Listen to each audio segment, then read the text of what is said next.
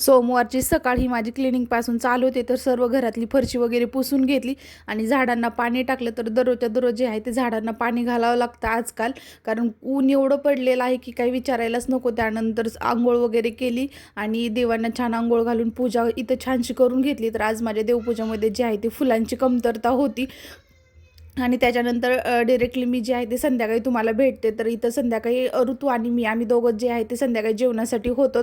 तर त्यामुळे म्हटलं दोघांसाठी आपण काहीतरी असं हलकं फुलकं बनवूयात, जेणेकरून पोट पण भरेल आणि जास्त वेळ पण नाही करायला लागणार. त्यामुळे करायचं ठरवलं पास्ता. तर पास्ता पहिला स्वच्छ धुवून घेतला आणि शिजायला ठेवला. त्यानंतर लगेच कढईमध्ये जे आहे ते थोडंसं तेल घातलं आणि त्याच्यानंतर कांदा टोमॅटो परतून घेतला आणि हे जे माझ्याकडं फ्रोझनचे मटार होते ते पण टाकले आणि त्याच्यानंतर केचप. तर एकदम साधी सोपी ही पास्त्याची रेसिपी आहे. तर अशा प्रकारेच पास्ता ऋतूला आवडतो आणि जो व्हाईट पास्ता असतो त्याला अजिबात आवडत नाही. त्यामुळे मी जे आहे ते त्याला असाच पास्ता बनवून देते आणि त्याचा पास्ता छान असा तयार झालेला होता. कसं झालं ऋतू पास्ता?